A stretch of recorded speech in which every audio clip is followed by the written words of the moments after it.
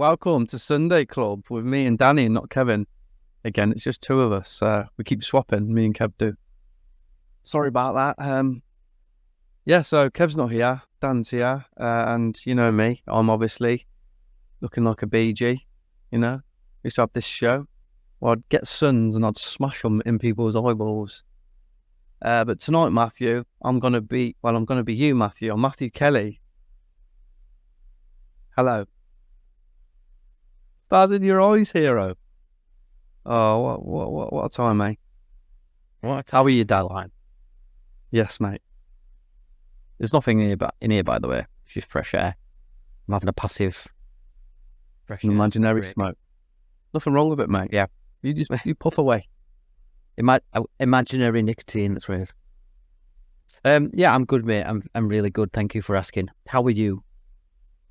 I'm okay, yeah. Yesterday just seemed to be like more of a tick box exercise that we needed to do. One of them wins that we just had to get through and do. Could have been a lot better, but also could have been sticky. So happy in the end. What about you? Yeah, I agree, mate. It was very nervy in the last 10 minutes when it shouldn't have been. We should have been far and clear by that point, shouldn't we? Yeah, and I think maybe a better team would have punished us. I don't know, but but again, maybe we're sort of dropping a few levels when we're playing against certain teams. Do you know what I mean? We're switching off a little bit, and I don't know. We seem so in control of games where we're on top, absolutely battering on, but then we're not putting chances away, and we're making some good chances. We made a lot yesterday, but then they score, and it just, me personally, I thought we'd hold out. But I can imagine a lot of fans were like, "Oh fuck, here we go." Where were you? Yeah, it was a bit reminiscent to the dog bothering game. Like we just played well, you know, but then we seemed to take the foot off his gas. You know what I mean? You can't expect players to score every chance, but there were so many chances that we should have put away.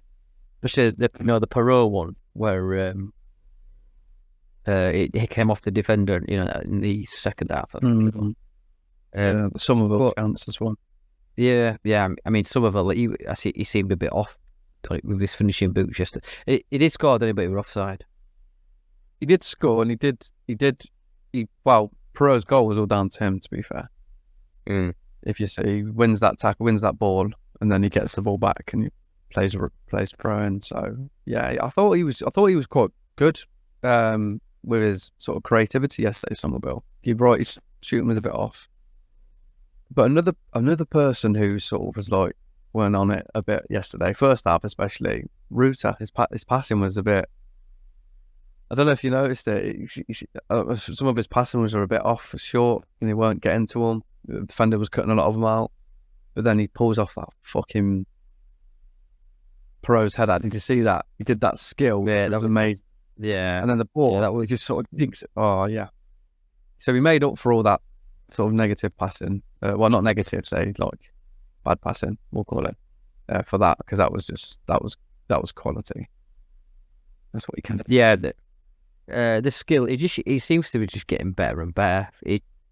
I think it's just confidence. He's just breathing his confidence, especially when he can play in the team, and you got Kamara supporting him, you got Ampadu supporting him, you got Somerville supporting. You know what I mean? You're surrounded by these players that are so high in confidence. He's he's trying fancy flicks and they're coming off, but he's not doing them to look good. He's doing them to actually shake possession. Shake his man and could say does that make sense? And that he's not showing off of it. He's sort of like he's like it's within his movement. Yeah, definitely, mate. Sort of carry on, mate. And that pass was just unreal, mate. I think it was weird. It was like the inside of his foot, but somehow did an S in the air and went to Perot. I think Perot, I don't know if he sees it late or he thinks the defender's getting it. That's why it comes off the top of his head rather than just glancing it on. Do you know what I mean? But that was just unreal, that, mate. He just seems to be getting better and better. And it was just after every game, it's becoming more and more imperative to me that we need to go up.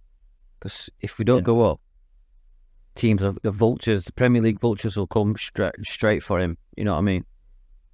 They will, mate. They will. I mean, you talk about that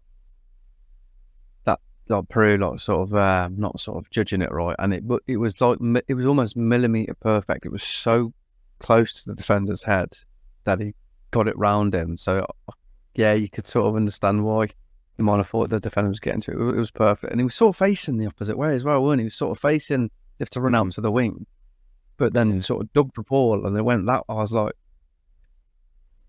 it's just like when you see stuff like that, yeah, it's beautiful. It's like beautiful. It's what you just describe beautiful football. The way that it's class. You know what goes unnoticed, right? And it's very subtle, but it was just enough to go past the defender's leap. You know, the full vertical leap. So it like came off, just brushed his head. And if that had gone in, mate, that'd be up there for one of the goals of the season again. Rutter's just, honestly, mate, it's just unbelievable. We can see it's coming to. We said this before, haven't we? It's coming to fruition. Obviously, he's got so much potential, but what we're seeing now is just like just the tip of the iceberg for Leeds fans, you know. And you can imagine if he goes to play under a Pep or Bayern Munich or something like that, or Dortmund, where they can actually control his improvement and his game at me. Honestly, mate. I mean, I'm not saying Farke won't do that. I'm just saying if he can go to an actual massive club with massive players, you know what I mean? Guys, but yeah, obviously. I mean, if Premier League Rutter who? Go away. Not for sale. Yeah, it's almost. You know what it is as well about him? He puts in the shift as well. You know, he's not just one of these players that's like waits for the ball to come through and does his bits. He works to win the ball back. He works back defensively. Like he's bollocks after every match or when he's coming off. He's absolutely knackered, and it's like, I think as Leeds fans, that's what you want to ask for. But someone like him, you almost want him to have a little bit of help so he can have more energy in doing the really good things that he can do. But it's obviously at the moment we're still learning. So him doing the shift as well, he's got that in his tank. Do you know what I mean? Yeah, 100%, mate. When he got subbed against Leicester last week, the lad couldn't press anymore. He was just absolutely knackered, and he could tell, just in his body language and his gait, you know, in the way he walked off, he gave everything, and that's what I think he gets that, you know, about Leeds fans. Like if he gives 100% for that shirt, he'll be loved and adored, and look at Pablo Hernandez. Pablo Hernandez has gone down in Leeds United folklore for different reasons, but one of those reasons is because he played for that shirt, that badge, and that's how you enter that Hall of Fame for a Leeds fan, you know. Yeah, that's it, mate. It's like, this is why I get all arsey with players that just come here and just, you know, they just want to play, get noticed. Like, I know it happens, and I know you've got to just accept that. But it annoys me. You always want the player that wants to just come and play for you and stick with you. Do you know what I mean? When you go for this, obviously, if you're in the Premier League and you go down, you expect them all to go. But like in our position, there's a more than good chance that we're going to go straight back up. So why not stick and just be like, right, we'll grow with you, and you know, your status as a player gets higher. Do you know what I mean? Especially within like the Leeds fan base. But it's them sort of players ain't, you know, they're running out, aren't they? They're not around anymore. Well, maybe it's going to be yeah. They want to break the mold. It's like more and more. I mean, the truth of it is that players have their own teams that they support. Like, I don't think Rutter, when he came here, were a Leeds fan. Do you know what I mean? No, it's like they all have the secret teams and stuff. Barnsley fan, weren't he? No, Tranmere, I heard. Tranmere. Yeah, Tranmere. But I've lost my train of thought now. Sorry. But no, it's alright. He's not a Leeds fan. The hamsters coming. The hamsters stopped moving. It's alright. No, it's just like just going into folklore. I'll come back to me. Yeah. So we talk about the goal, the first goal. Big old, as you can see in my name here, I've got Dan James, doing things again. Great finish. Do you know what was good about it though? The ball gets fired at him by the defender, and his touch is incredible. Whether he means it or not is another thing, but the touch is incredible. He sort of controls it out, and it's sort of out in front of him, and he just lets him just walk onto it and bomb. The keeper had no chance.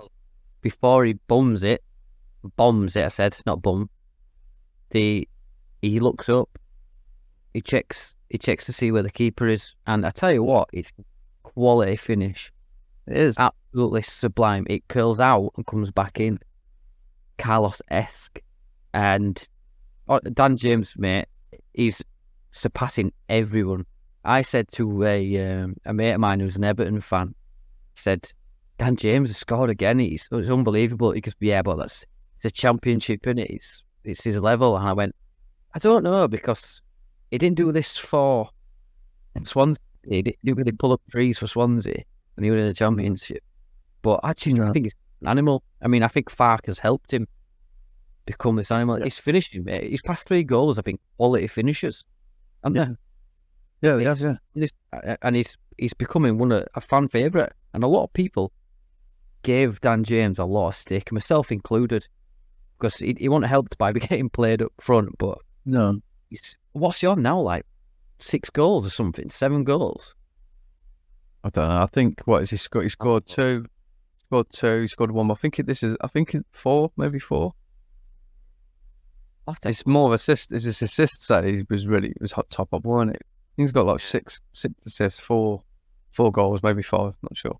I think, but he's up there, isn't he? Somerville, yeah. Somerville 6, Pro 6 now. Rutter's got 2, is it? 2, so 3. Daniel, this is from LUFC data. Shout out. Daniel James has now been directly involved in 11 goals in his last 14 matches for club and country. It's 4 goals and 7 assists. Yeah, that's mad. Good. It's good. And he's now cemented his place in that starting 11, hasn't he? Yeah. Well, he has. He's probably one of the first names on the sheet at the moment. Yeah. You can't sort of argue against it, to be fair, because he's not been bad either in the game. In the games, he's getting better in the game as well, and not just as like end product, which it seemed to. That's what he had at the start, a bit of product, but the rest of his game was off. But now that's improving as well. Like his cross for Somerville when he should have scored dug that out. It was quality. Oh mate, honestly, that ball for Somerville was sublime again. Perfectly weighted, perfect height. It was amazing. When it was in the air and I saw Somerville running in, I thought, this is it. This is the goal. Oh. I swear to God, it was a great tackle. It was a great tackle. It was. Or just enough to put Somerville off. It was great. Honestly, that was great defending. Credit to the lad that did it. But yeah, honestly, Dan James is up there now. He's fast becoming. It's like a reset for him in this team. Yeah, he's like he's going away to Fulham. Fulham have not really used him. I heard that there were an option to buy, but they didn't go for it because obviously they didn't use him that well, did they? Or you didn't hardly use them at all. But I think he's just enjoying it as well. You know what I mean? He's enjoying his football again, and that's the most important thing for a footballer. And with confidence, breeds confidence. He's got Rutter, Somerville. I bet the atmosphere in that room at half time was just buzzing, and that's where continuity comes in, and we get momentum and discipline and just 100 and that's it. Yeah. Every game as well. James, mate. I'll go far as back as the winter window when we were going to buy him. I'll go as far back as that, as since he's needed a reset, because he finished that season. I don't know if he did well at the end of the season for Swansea. But he finished that season, he went to Man United, and then we know what happened at Man United. And then you come to us, and you know what happened when you come to us. The first time. Then he's gone to Fulham, and then it's almost like this pre-season has got Farker in there, playing him in his position, against obviously easier opposition. Well, you know, we can't deny that. But just getting him back to sort of basically how he was and saying, right, let's get you back to where you were. And he's doing what he was capable of doing from the start, but now he's doing it consistently. And so, yeah, I agree, like the reset but I won't go as far as this season. It'll probably be a long time that he's needed this. And now he's got it. Yeah. And we should feel the benefit of it. Yeah, 100%, mate. I think there's been a few resets needed for a few players. But more than likely that it'd be like the end cycle for them, like your Coopers and your Aylings. I think. Yeah, well, I think we'll see them. Yeah, I think we'll see them leave at the end of the season. Yeah, unless they stay on as some sort of Cooper, maybe might stay on. Cooper might start. Stay. Yeah, if he can still see himself as a player, he might go out and play with someone. But I could see him more than Ayling sort of maybe staying on us in some capacity. But just as it were evident to me about Cooper. I'm not saying it's his fault at all, but I'm just saying like you just couldn't keep up to the pace of their goal where they countered, on the. I don't know about that. But I think that he sort of he ran from midfield, didn't he? Yeah, but initially, I just, it's not just about that goal. It's just that, like, yeah, no, yeah, definitely. You can't like you compare him to Rodon. There's a massive difference. You know what I mean? They're different in pedigree, but Cooper. Yeah, he's obviously there's a reason why everyone's picked him as captain for the past couple of years. I mean, he's due a what do you call it game, isn't he? He's due a thingy game. Testimonial, yeah. Most hanging on for that. I think. Yeah, He'll probably end up sporting director or something.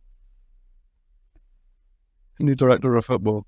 Yeah, and he'll bring back Orta. Put him up front. Yeah.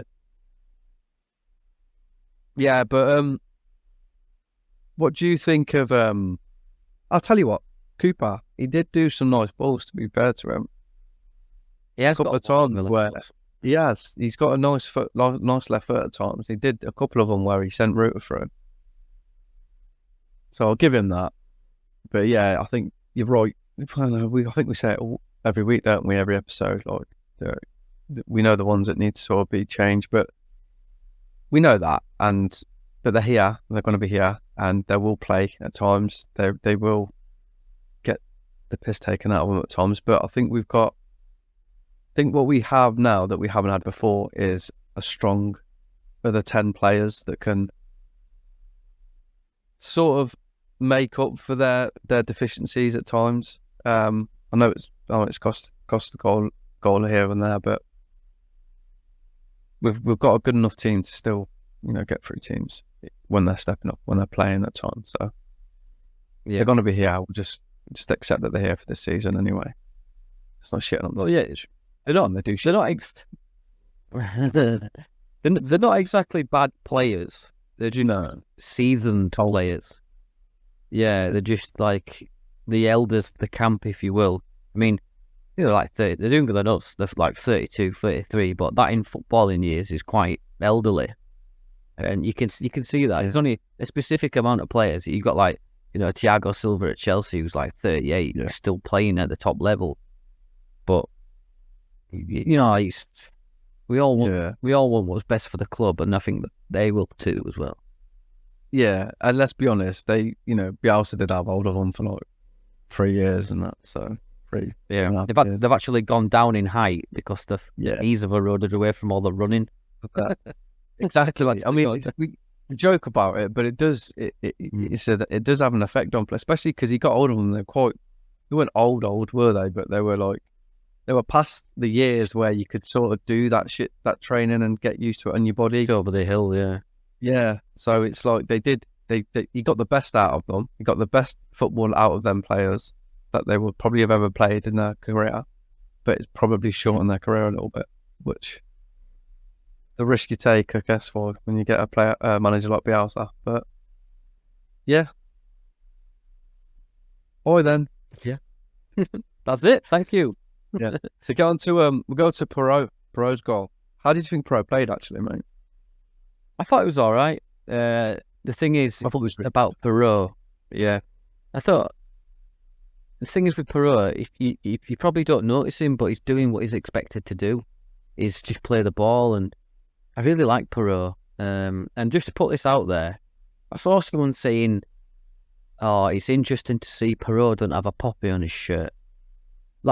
That was bollocks, because he did have a poppy on his shirt at one point, because I've seen it with my own eyes, and he's probably just changed his shirt at half time or something. Yeah. It was just a tweet. I just thought I'd get that out there in case anyone's thinking that. But it's Dutch, you know what I mean? Anyway, I thought Perot is a great player. He took his goal. Somerville again involved.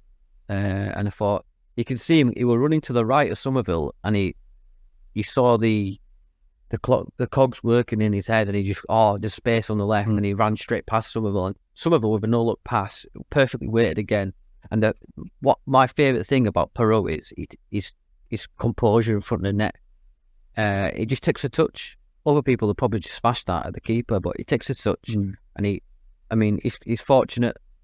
Like he bounces into the net, but I think he knows exactly what he's doing, and he's gone for underneath the keeper's legs, and it goes in. It's a great finish, and I'm happy for him. From the angle it was, and the target that he had, probably put it in the place where he needed to get it in.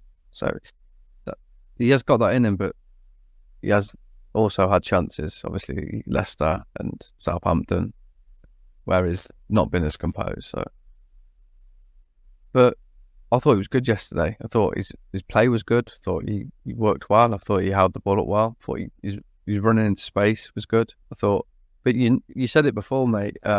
He does do a lot of running off the ball. He does make them runs behind the defenders, but we're just not always passing it to him, and we're not always finding it. But Rutter is trying his hardest. He is trying his hardest. It will come though. He just needs to keep doing them, mate. And once we start clocking the runs, clocking the triggers of his runs, well, he'll be in and he'll score more goals. We will get better. He will get a hat trick this season at some point, without a doubt. I think it's probably against Rotherham. Probably against Rotherham, to be fair. But then again, they've just sacked the manager, so of course they have. Oh, have they? You know what I mean? Yeah, they've sacked him today or yesterday. It won't mean anything. It won't mean anything because they'll have that 2-week break and they'll have the internationals, and I don't think. Fingers crossed. Yeah, I'm not saying anything, but maybe I'm thinking that new manager bounce happens when it's like, last week we had this manager and we've lost a game, and then we've got a manager over through the week, and it's like, but because he's been sacked and there's the international break, and I don't think it'll have the same effect. It better not. I think it's good timing for them. I think it's good timing for them because they'll have time to work on the new person's tactic or whatever. It's all about whether their players they'll go any good.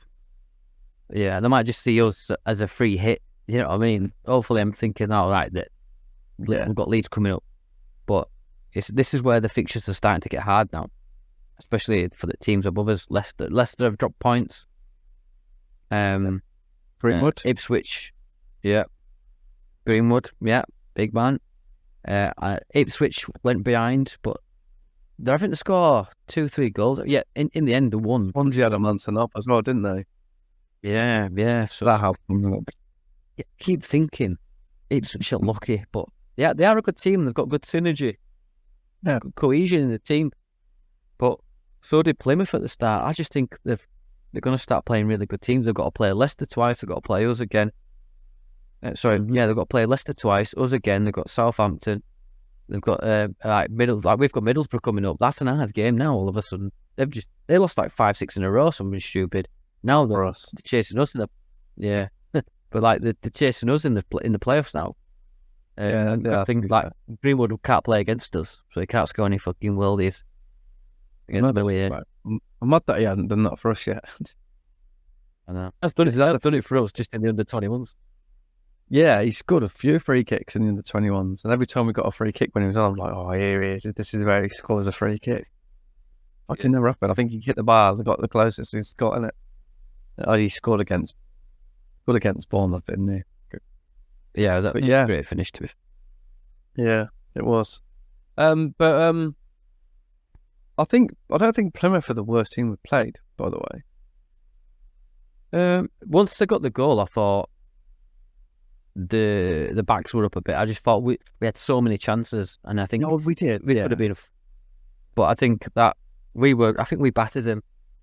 I do think we did batter them. It's just finishing again. I think that like you said, they're not the worst team. Town are the worst team we've played, in my opinion. They were, excuse the pun, dog shit. Dog shit. Don't excuse that pun. You can have that pun. It's well worth the pun. But I thought they were bad. I mean, I know we should have battered them, and I know we were on another level at times, but against watching the teams that we played this year, I thought they stuck with it pretty much all game. And I think they'll be all right this year. Especially when they get their strike back as well. Yeah, but they were missing their top goal scorer, weren't they? That Whitaker's good. That Azaz is good. But other than that, mate, I just think it was a nervy 10 minutes at the end. But we have to keep winning, and that's what we did. That's all that matters in the end, isn't it? 3 points. Yeah, I like that we sort of didn't sit in after they scored and tried to just like. I'm glad that we still tried to go and go for goals. I think inviting them on would have been the wrong choice. Yeah. Not that we couldn't defend and we couldn't keep them out, but it would have been a hard watch that would have. And against Plymouth at home. But yeah, we definitely deserved the win. It's like I said, it's one of them games where you'll look through the season and it'll be like, 2-1. It was 1-0. Them games where you just need to sort of grind out a little bit. Although we should have been out of sight. As I say, near the end, it sort of turns into a little bit like, okay, we'll just get through this, keep the ball. And you could tell at the end, Bamford and that in the corner. It was just like, just get the win, and that's what we need. That's what we need. A lot of the seasons when I need them sort of games where we just grind it out. There's a moment where Bamford was quite unlucky. Like Nonto put a ball in, and it was just behind him. You know what I mean? Any other day, checked his run and he's tapped that in. Yeah, it was a good little link up.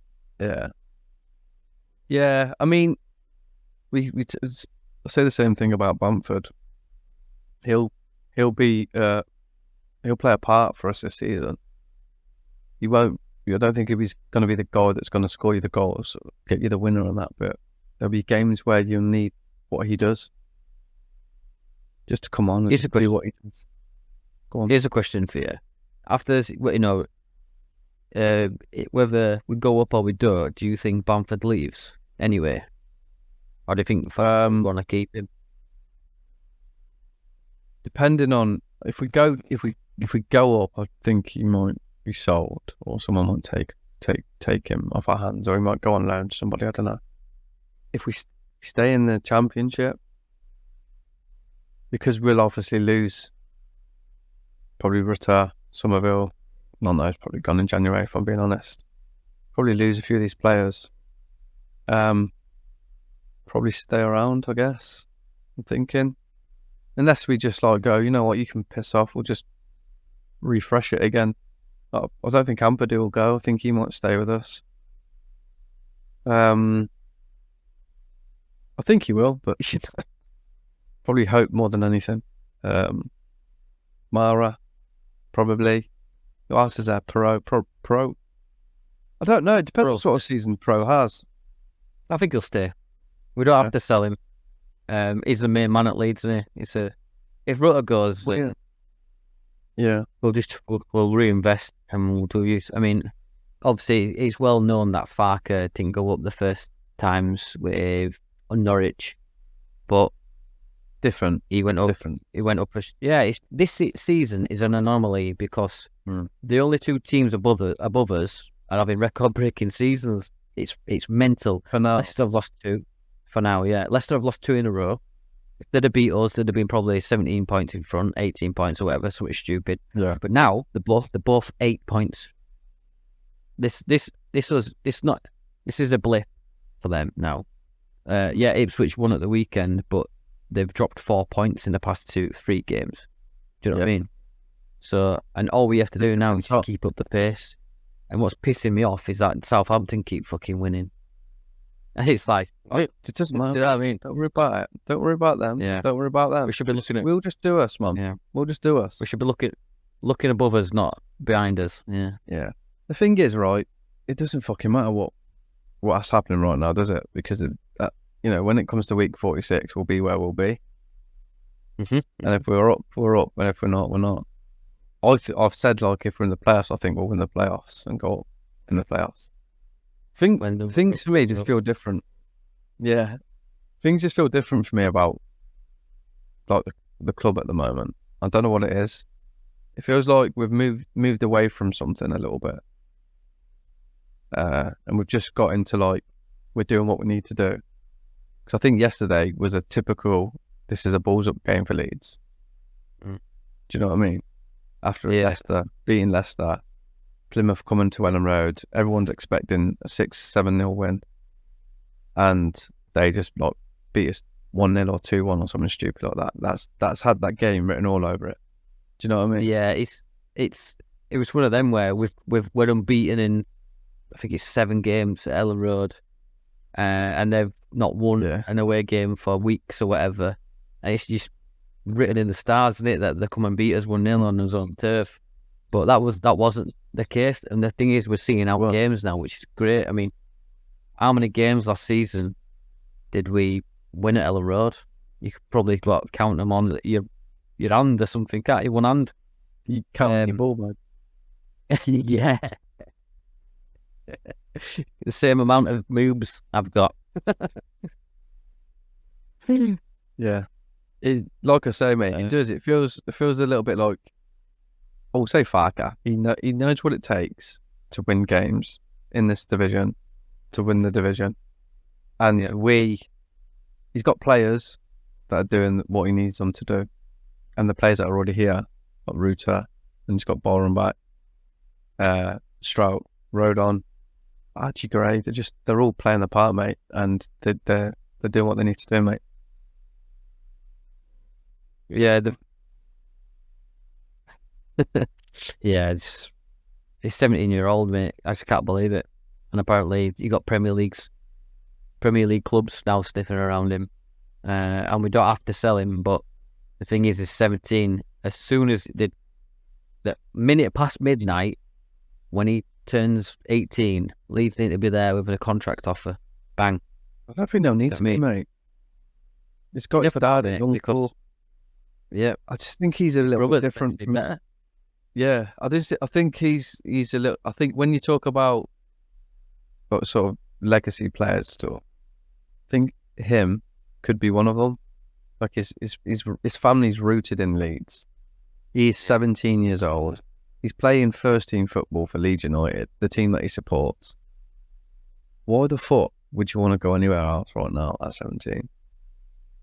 Why would you do it? Yeah, and this is what we brought up on Not Another Leeds podcast on Friday, where you've got Calvin Ramsey, who's chosen, because we were interested in him, he's chosen Liverpool. I think just because obviously it is a big club as Liverpool, but he's seen his name in bright lights and everywhere, but they didn't do anything for him. Wow. Now he's on loan at Preston. He was at Aberdeen.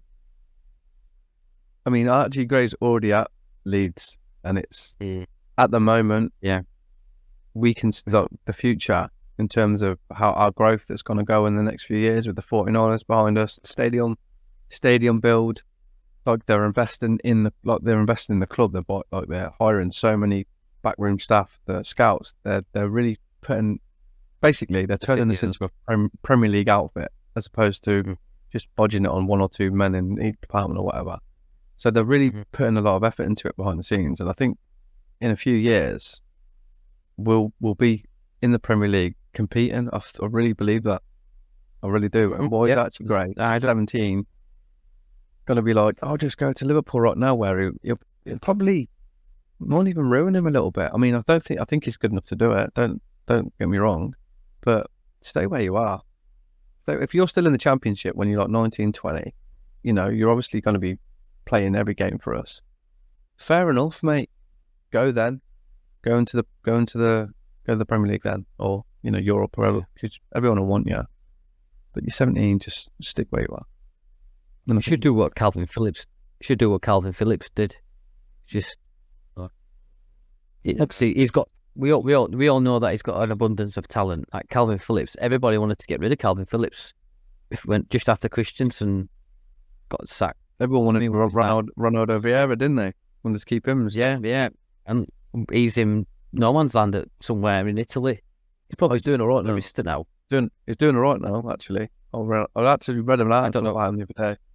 He's been injured and stuff, and it took him a while. But I think they're in Serie B, aren't they? Sampdoria now. Is he? And is it something? Oh, it's Bradford's club, isn't it? Yeah, he's doing all right there now. Yeah, I thought he went somewhere else. So anyway, yeah, I think he went out like that. Yeah, I think Archie Gray should stay in the Championship because it's the hardest league, one of the hardest leagues in the world, in my opinion, to get out of, and it's really physical. And we've all seen it. But yeah, build them up. Yeah, look at Rutter. Rutter's thriving in this league. A lot of people wanted of him, or thought we've turned down 25 million for Rutter already, and 25 million for Somerville. And look where it's got us. We're third in the league, only because, in my opinion, we had a rubbish August. We had the takeover, we had the Farker appointment, and we had recruitment in and between those two. So yeah. It's just a matter of time, mate. We need a little bit of help from the footballing gods for the two above us, but it's but we won't, mate. Yeah, mate. Archie Gray, he needs a couple of seasons in the Championship, because what's he going to learn at a Premier League club? 17 years old, just being on the bench. Yeah, he can get knowledge of the game, but he needs physical knowledge of the game, if that's a thing. Look, you look at Harvey Elliott, don't you? Like, he played games for Fulham. Same with Drama. He played games for Fulham and all this kind of stuff. And then he's progressed. Harvey Elliott is probably an anomaly because all of the injuries that they had, and you know what I mean. But not to go on much of a tangent, but I think he should stay at this club where his last name is revered, and he's got a little brother coming through as well. So his name is a dynasty in this club. But that's it for me. Yeah, mate. Sorry about that ramble. It's not a ramble. You're just stating facts. Archie Gray is not going anywhere. Not to Liverpool. Not to Blackpool. Not to a swimming pool. Any of the pools. He is staying at Leeds United. Or that's what we want, mate. We will sellotape him to the Billy Bremner statue. That's what will happen. So then, mate, who do you think got man of the match yesterday? See, I think Rutter. But it's hard because there's so many great performances. You have to say Rutter just for his effort, and he's just for that ball. That's for Rutter, that turn. And you could argue Kamara again, just outstanding. You know, I think Kamara was partially helped Dan James for that first goal. I don't know if he got it. Does he get a nick to the ball to give it to Dan James? It's like is it Ruta? He runs in the box, doesn't he? And then defender passes it to him. Basically, I think it might come off someone's foot under it, like as he kicks it. But yeah, it's Kamara that. It's Kamara that pressures the defender. Yeah, and then he sort of just toe pokes it to him. Yeah. But do you know what? I'm going to change mine. I'm going to go Dan James. Yeah. I'm going to change it to Dan James because Rutter gets it every week. So I'm going to change my opinion to Dan James just for the finish touch, the look, and the cross early on as well. And it's just his defensive work as well. He puts a shift in. He always puts a shift in. Yeah, his decision making's sometimes, but he's really improving. We're on game 16 now, 16, 17. Yeah, something like that. And he's getting better and better for me. So Dan James, I'll go Dan James. Yeah, old DJ. Good shout. Yeah, I did put Danger James as my name there, but I'm actually gonna my man of the match is gonna be Perot. Yeah, because I watched him yesterday. Like, watched him probably more than I have done. Because I thought, you know what, I just trust Fark's decision to play him where he plays. But I know that a lot of people are like not happy about it. They get a bit annoyed that he's not playing the number 9 because he's a number 9. It's like, okay, so I'm going to watch what he does, watch how he plays. He's good. He's really good. Like he links the ball well. He got pace that I didn't know he had. Took his goal well. He gets into position. He gets into so many good positions that sometimes we just don't see him or find him. But when we do, you'll see him having a lot more goal contributions. So I think even like in times where he's in a position where he can be that next pass. Do you know what I mean? Yeah. So my man of the match is going to be Perot. Yeah, well, give our man of the match is out. How do you think Nonto played when he come on, mate? He did 2 good defensive things. Yeah, a good tackle. But other than that, I think it's just making cameos now, isn't it? And I think, like you mentioned it earlier, I think he's gone in January. I genuinely do think it now. I don't think he's got the type of attitude to just sit and waste away the season on the bench. And we mentioned it on Friday as well on our other pod that we do. That he to me, he doesn't seem like the player to go, I'll just leave in January. And that's not a fighting mentality for me. I know full well, the way I think is that I'd want to, and as much as other professional players do it, you want to fight for that. Like there were a thing where Joey Barton said to the under-21s or under-18s who plays midfield, 3 kids put their hands up and he went, right, are you going to take that shirt off me? And he's and then he just went, I nutted him at night. Drop kick one of them, didn't he? Yeah. Who won out the window? But no, the point is that you have to fight for that shirt off that man in your position. Yeah. And I don't think he does that. Like right in the beginning, I got told that Somerville had a bad attitude and he poisoning Nonto, when in fact it seems to me that it's the other way around. Maybe that's what's happened then, Danny. Maybe. My ears fully to the ground. Am I joking, man? It's my perception. Yeah. It's like that. I could be totally wrong. I've been wrong before, believe it or not. But we don't know. We're not privy to that information, are we? But I hope he does stays and he tries to improve his game. But is he the type of player to stay and fight for his place? When he's got an offer on the table. I don't know. I think like after this international break, there's going to be a lot of games coming up. So I think he might get a bit more game time than he's had. But it's how he conveys himself when he does it, and what he does when he plays. Because when he has played, it's not like the Stoke game. Just really pissed me off. There's one time when he got the ball, he'd been kicked a little bit, and he's doing his little whingy bits, and then I think he just went, you know what, I want to do this, dude. Got the ball, and he had his back to him, and he's turned him, and he's just dusting him. It's just gone. And I was like, so why don't you just do that all the time? Why are you whinging? Yeah. Is it can be our thing? Yeah, exactly that. That's what it seemed like. You're like that. You're like that with Nonto, aren't you? You're fed up with the old scenario, and yeah, rubbish around him at the minute. You think it's just better for you if he just left in January? It's because, like, at the start of the season when all this happened, and I've said this before, that we all realised he was staying. I said, right, he's staying. Let him just come out and address what's gone on. Let him say, look, right, this has happened. I'm here. I'm going to work hard. Blah blah blah. I'm going to stay. Whatever. He just didn't say anything. Nothing was said about it. It was just he's staying.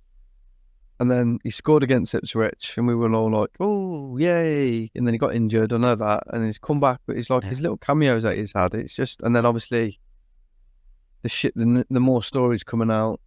And let's not forget, right? We can all go, yes, he's a good player, and if he does well, he handed in a transfer request. Like that's not that happened. Didn't try and force it. Yeah, he did want to go out of the club. He did want to get out of the club. So. That's still going to be in everyone's mind. And while you're not saying anything, mate, while you're just, whinging because you're not playing or whatever, or looking like you just don't want to be there at times. Yeah, mate, I'm just fed up with it.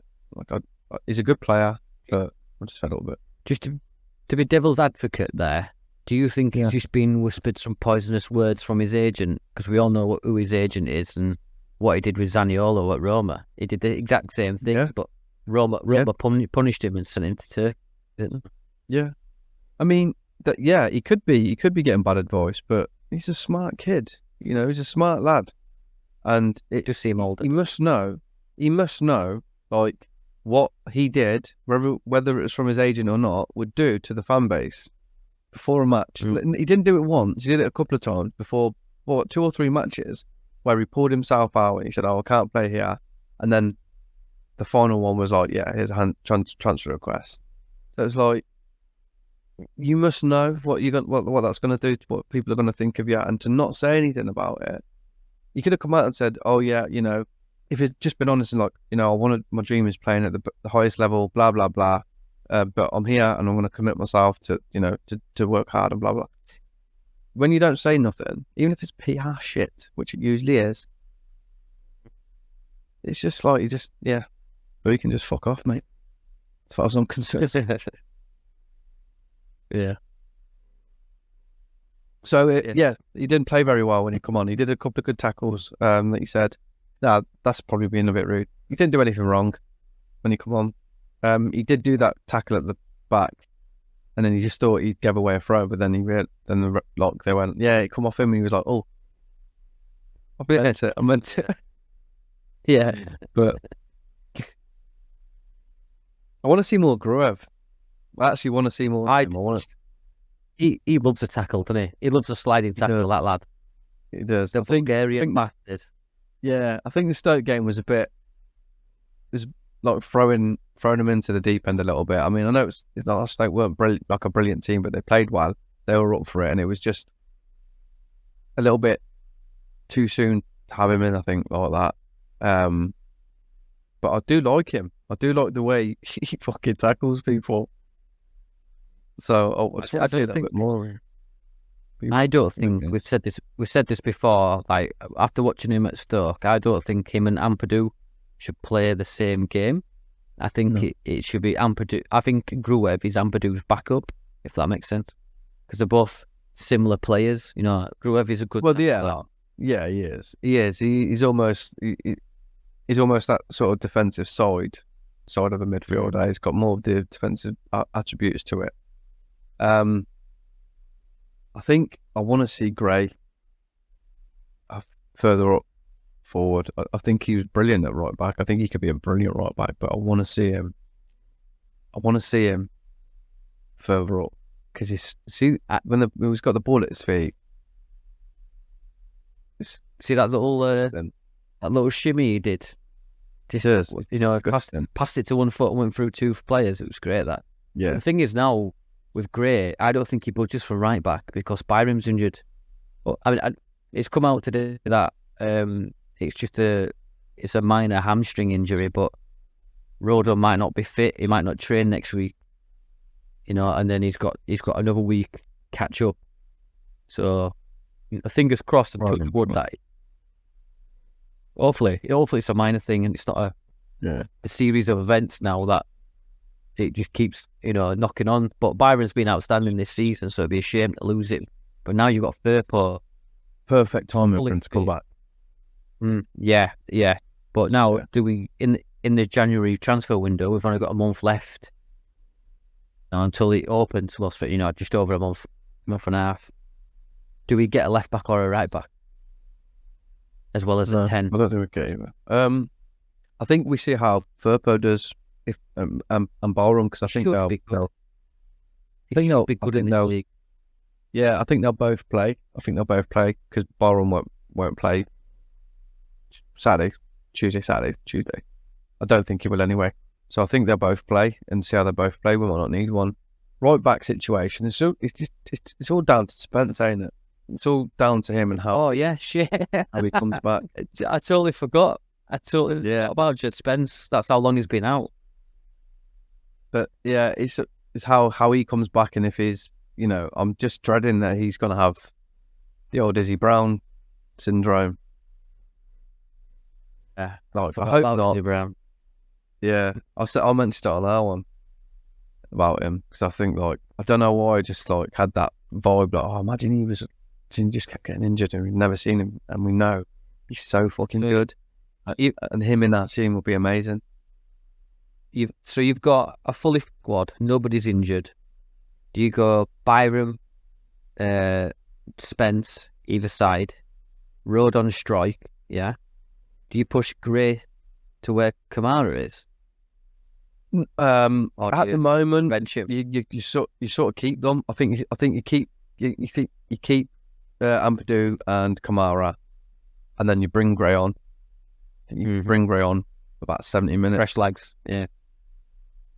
Give him the last 20 minutes to just do bits. Even if he fucking went in Perot's place, where Perot plays. Yeah. Because I think Gray could play there. One of them's going to be injured. One of them's going to get like a little niggle or something. So it's only, yeah. I think if you play Ampadu and Garev in the two, I think then you put Gray just ahead of him in Perot's place. And then doesn't matter what Rutter does, because he plays everywhere. I don't think he's got a position, to be honest with you. He's right back, left back. He's everywhere. That's the beauty of him. And I think this is I get annoyed when people have that whole debate with Rutter and Perot about 9 and 10. I think Perot is almost a striker, okay? He's a striker and he plays centrally, but he sort of arrives a bit later. And then you've got almost Rutter doing a free role where he's the one that does the pressing because he's got the legs to do it. But then he's dropping deep as well, and he's coming in behind Perot to play the balls into Perot. The fucking header is a perfect example of Perot just basically doing what he's supposed to do and running forward toward goal, and Rutter being anywhere around the pitch, getting the ball, picking it up and finding people. And up until yesterday, he was doing it constantly, finding people. I mean, the first half yesterday, it was like I said, it was off his passing. He weren't finding every ball. There was a few where he was getting cut out, but then he pulls that out of the bag, and you're like, so I'm like, the whole debate, I'm not even sure that what you think's happening is happening. A lot of fans think, oh yeah, Richard's the forward, Perot's a number 10. I don't think that's the case. I think Perot is the forward, Rutter is the 10, but he's playing more advanced to do the running. But then he comes in behind and he does the things he does. So I think people just need to chill the fuck out. Yeah, it's still too early to call the top 6. It always is in this league. But isn't it great to name 3 of them that win it worse? Leicester, Southampton, definitely. Yeah. Or no, Ipswich, no? Possibly, but I'm saying my definites for the top 6: Southampton. Oh, sorry. Yeah, Leicester and us. Have you seen the?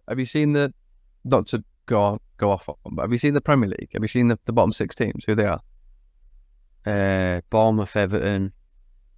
No. So the bottom 3 are the teams that went up this season, and the next 3 are the teams that went up last season. All right, okay. Interesting. So yeah, and I think I think us three are definites for that top 6. And I don't really give a shit if we're in. I mean, I do obviously give a shit. I want us to go straight up, but I'm not worried if we're in the playoffs because I think we'll win the playoffs. I think there's something different about us now. There's something very different. Southampton, last game of the season. Hopefully, we don't have to worry about it then. But I think it'll be settled. Yeah, I think it'll be settled before then. I think we batter Southampton. I think we batter them at our place. I just. Well, then we will, yeah. The thing is about this team, mate. Right, come after January, I'm so confident now. Like, we all as Leeds fans have PTSD, psychological trauma from the defending that we've seen the past 2 years. Even under Bielsa as well. Some of the defending were just comical. But now, we see Rodon and Strike. It's like watching the Battle of Thermopylae or, the Spartan Wall. It's you're just you're not nervous at all, are you? Because you know that there's not going to be that little bump, that little. Do you know what I mean? But yeah. I'll stop trying to do metaphors. But you could, you got every Leeds fan's got confidence in this, and you know how naturally pessimistic Leeds fans can be. I'm not saying it like I used to be a massive pessimistic Leeds fan. I think we all were, weren't we, at one point? Yeah. But yeah, anyway. But I think even Meslier as well, his confidence in talking and on the ball, ball at his feet. Like, I know he's got close. I think Stoke closed him down once, and I think they got really close on Saturday, but he looks more confident with the ball at his feet. It's like we pointed out, like, he's not just passing it to Struijk and Rodon. He does a lot, but then he'll find a ball into midfield. He'll find Kamara. He's not scared to play them balls along the floor to him now, and he's doing it. And when you're confident in doing that, it massively helps when your keeper's breaking the line. But nobody expected him to be here at this point this season. Everyone was sure that he was leaving because he had that much of a bad season last season. The Bournemouth game, he just gave up in that Bournemouth game. When we lost, 5-4-0 or whatever, 4-1 or whatever. Because I were in Centre Parks watching it, just like, Yeah. But I think it's just because it's just like from that game, But are you glad that Carl Darlow must be fuming. But anyway, yeah. I won't be funny, but like the fact that Farke's come in and went, I ain't getting rid of Meslier, says a lot to me about because I've always thought Meslier is top class. I do. I still do. I think some of the saves that he's made for us over the years have been incredible. And I'm going to say this, and I always say it. I don't give a shit who would have been in goal for us for the last 2 seasons in the Premier League. They'd have all had the same treatment. They'd have all had the most goals scored past them, and they've all probably made the most saves. Any goalkeeper with our defence would have struggled in the Premier League. And he is 22, 23? 23, I think. Something like that, yeah. Keepers don't mature till what, they're like 30 till they hit their peak. Mate, Farke's gone in and went, he's not going anywhere. And I completely agree with him because I think he's class. I think he will be one of the best keepers in the world. He's got all the attributes to do it. He has. He does, yeah. He does. But people, while he's young and you make mistakes, you do make mistakes when you're young, especially being a goalkeeper. You do. But he's just been hammered, and so he just needs to build himself back up, and he is now, and he's pulling saves out like the Leicester game out of nowhere. So that's what we need from him right now. More saves than a PlayStation memory card. The 15 save block. PlayStation 1, remember that? Jesus Christ. Yeah, man. Do it. Yeah. For those that are born in and your first 2 numbers are 20. Back in the day, yeah. Remember there was a game. There was a game that like it would take 14 of them. We like, I think it might have been Premier Manager or something. Yeah. Couldn't save anything else, but that is like, memory card. I've got to get memory cards. Yeah, at one point you're dealing and like, Looking out, you go around to your mate's house and they'd have two. You're like, "Ooh, you posh bastard! You got two." I had a chip PlayStation ordered. We've got him, boys. We've got him. Ready's house is ready. We've got him. You can have it. It cost me roughly 20 quid. Back in there. Hey. So, basically, right, guys, obviously me and Dan are here. Kev's not very well, so he's had to step out today. But he is still here because he sent us an itinerary of what to talk about. I'm going to show you. There it is. Yeah. But unfortunately, I haven't looked at it once. So I'm looking at it now. I'll tell you what I wanted to touch on as well, which again has happened, and we lost another half of football. We did.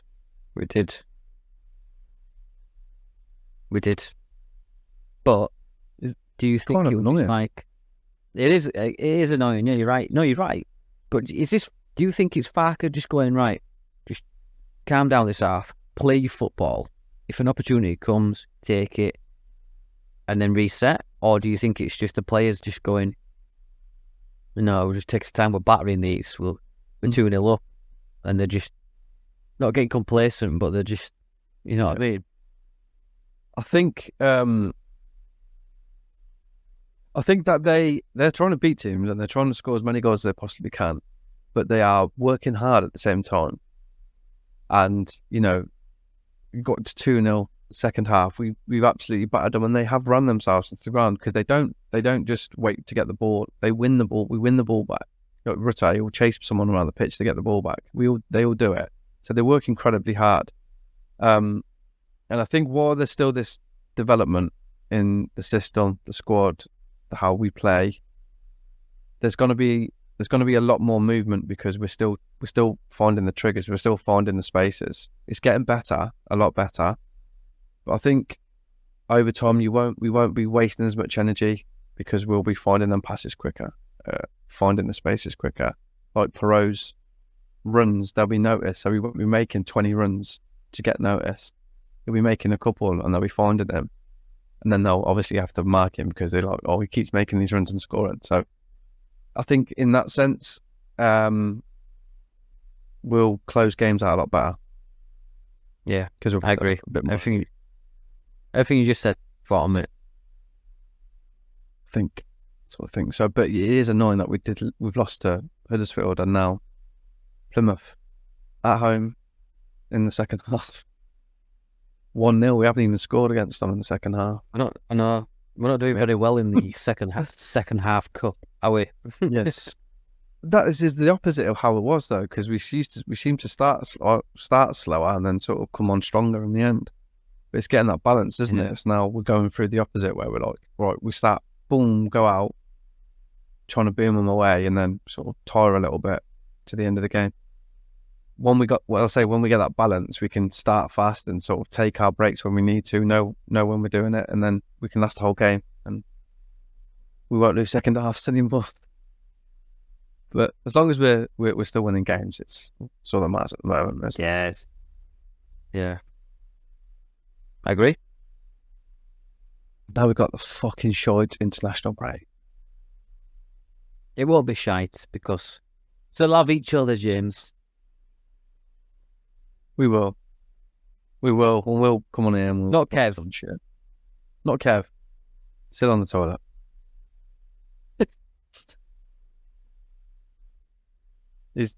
I joke. It's going to kill him early. He's poorly. He's not on the toilet. He's destroyed that ages ago.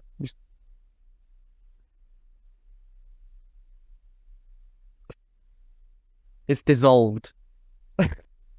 Absolutely battered it. Oh, he's going to kill us. He will. Sorry, Kev. But we have put out a show for him, so he can thank us too. So overall, what did you... When I touched on Plymouth, always think they'll stay up. I think they've got enough to stay up. They work. I think they're fine. Hard. I think the three. I think the dog botherers. I think they're 4 points in front of Rotherham, but I think it's Rotherham, QPR, and they're just they're fighting for that third place. I think. I don't know. I can't, let me just check the table. I don't know what it is. Don't worry about it. Don't need to worry about down there, mate. Yeah. Obviously, yeah, we don't. We don't, mate. We do not. And it's not coming up. This is great content for the people.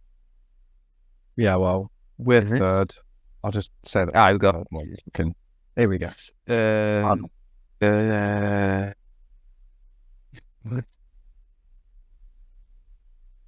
My days. Sorry, it's not coming up. I don't know what's happening here. Why are you not finding stuff when I need you to find stuff, Daniel? Don't know, mate. I'm sorry. I am sorry to everyone. This is terrible. This has given me PTSD from when the last time I did it, when I got everything wrong. Right, so the bottom three are, starting at the bottom, it's Sheffield Wednesday, QPR, Rotherham. Obviously.